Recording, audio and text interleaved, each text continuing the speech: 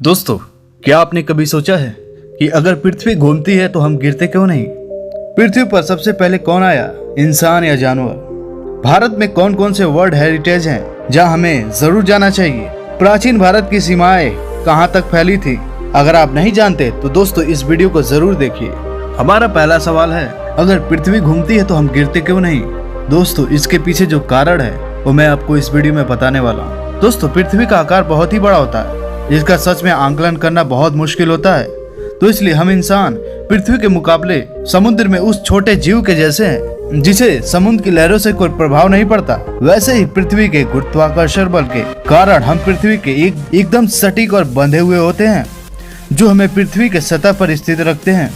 और पृथ्वी का आकार इतना बड़ा होता है जिसके मुकाबले मानव एक कंकड़ के समान होता है, जिससे मानव को इसके घूमने की गति महसूस ही नहीं हो पाती। अगर हम कहीं उछलते या कूदते भी हैं तो गुरुत्वाकर्षण बल के प्रभाव से पृथ्वी की सतह पर वापस आ जाते हैं। बस यही कारण है कि पृथ्वी घूमती है या फिर चक्कर, इससे हमें कोई प्रभाव नहीं पड़ता क्योंकि हम गुरुत्वाकर्षण बल के प्रति बंधे हुए होते हैं।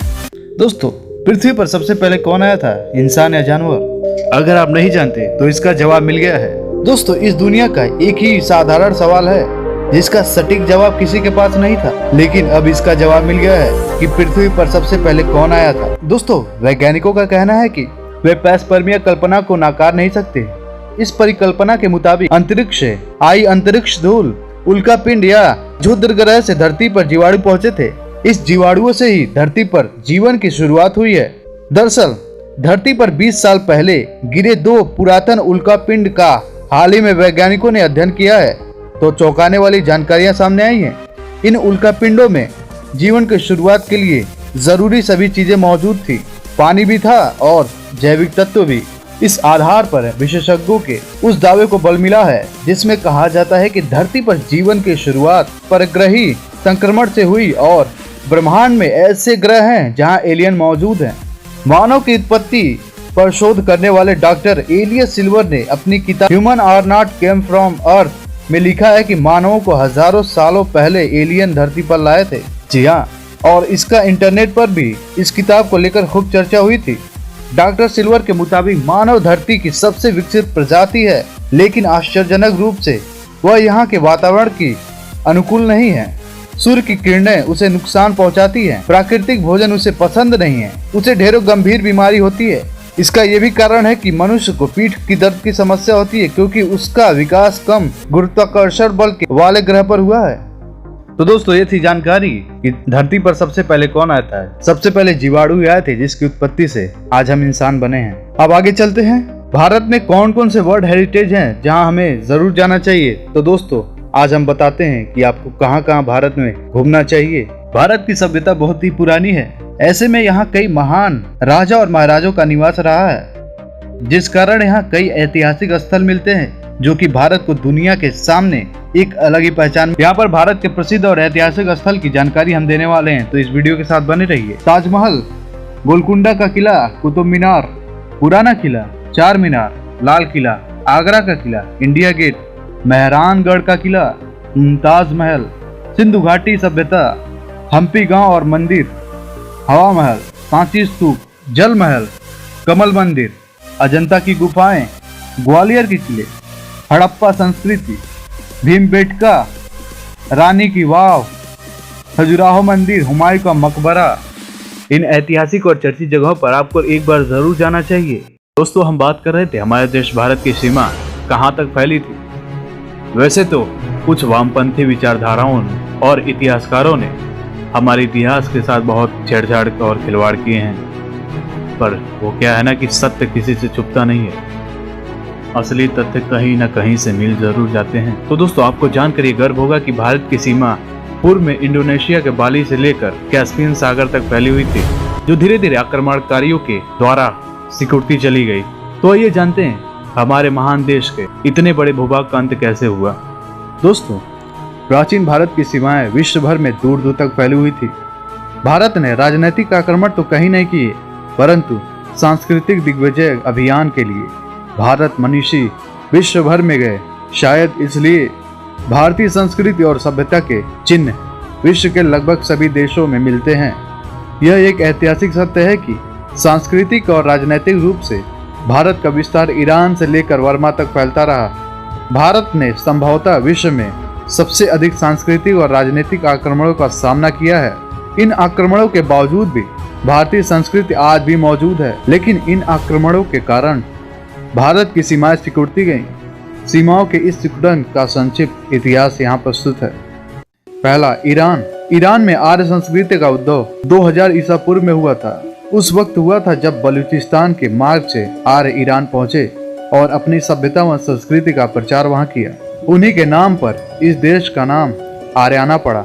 644 ईस्वी में अरबों ने ईरान पर आक्रमण कर उसे जीत लिया। दूसरा, भूटान। जी हाँ, प्राचीन काल में भूटान भद्र देश के नाम से जाना जाता था। 8 अगस्त 1949 में भारत भूटान संधि हुई, जिससे स्वतंत्र प्रभुता संपन्न भूटान की पहचान बनी। तीसरा, तिब्बत। तिब्बत का उल्लेख हमारे ग्रंथों में त्रिविष्टप के नाम से आता है। यहाँ बौद्ध धर्म का प्रचार 4वीं शताब्दी में शुरू हुआ। तिब्बत प्राचीन भारत के सांस्कृतिक प्रभाव क्षेत्र में था। भारतीय शासकों की अदूरदर्शिता के कारण चीन ने 1957 में तिब्बत पर कब्जा कर लिया। चौथा, श्रीलंका। श्रीलंका का प्राचीन नाम ताम्रपर्णी था। श्रीलंका भारत का प्रमुख अंग था। 1505 ईस्वी में पुर्तगालियों ने, 1606 में डच ने और 1795 में अंग्रेजों ने लंका पर अधिकार कर लिया। 1935 ईस्वी में अंग्रेजों ने लंका को भारत से अलग कर दिया। पांचवा, कंबोडिया। प्रथम शताब्दी में कौंडिन्य नामक एक ब्राह्मण ने हिंद चीन में हिंदू राज्य की स्थापना की। छठा, वियतनाम। वियतनाम का पुराना नाम चंपा था। दूसरी शताब्दी में स्थापित चंपा भारतीय संस्कृति का प्रमुख केंद्र था। यहाँ के चम लोगों ने भारतीय धर्म, भाषा, सभ्यता ग्रहण की थी। 1825 ईस्वी में चंपा के महान हिंदू राजा का अंत हुआ। सातवां, मलेशिया। प्रथम शताब्दी में साहसी भारतीयों ने मलेशिया पहुंचकर वहां के निवासियों को भारतीय सभ्यता एवं संस्कृति से परिचित करवाया। कालांतर में मलेशिया में शैव, वैष्णव तथा बौद्ध धर्म का प्रचलन हो गया। 1948 में अंग्रेजों की गुलामी से मुक्त होकर यह संप्रभुता संपन्न राज्य बना। आठवां, इंडोनेशिया। इंडोनेशिया किसी समय में भारत का एक संपन्न राज्य था। आज इंडोनेशिया में बाली द्वीप को छोड़कर शेष सभी द्वीपों पर मुसलमान बहुसंख्यक हैं। फिर भी हिंदू देवी देवताओं से यहाँ का जनमानस आज भी परंपराओं के माध्यम से जुड़ा है। आठवां, फिलीपींस। फिलीपींस में किसी समय भारतीय संस्कृति का पूर्ण प्रभाव था, पर 15वीं शताब्दी में मुसलमानों ने आक्रमण कर वहां आधिपत्य जमा लिया। आज भी फिलीपींस में कुछ हिंदू रीति रिवाजों का प्रचलन आज भी मौजूद है। नवां, अफगानिस्तान। अफगानिस्तान 350 ईसा पूर्व तक भारत का एक अंग था। 7वीं शताब्दी में इस्लाम के आगमन के बाद अफगानिस्तान धीरे धीरे राजनीतिक और बाद में सांस्कृतिक रूप से भारत से अलग हो गया। 10वां, म्यांमार, जिसे हम बर्मा भी कहते हैं।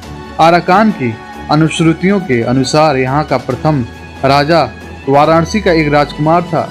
1852 में अंग्रेजों ने वर्मा पर अधिकार जमा लिया और 1937 में यह भारत से अलग कर दिया गया। 11वां, पाकिस्तान, जो आज भी भारत का दुश्मन बना फिरता है। 15 अगस्त 1947 के पहले पाकिस्तान भी भारत का एक अंग था। 12वां, बांग्लादेश। बांग्लादेश भी 15 अगस्त 1947 के पहले भारत का अंग था।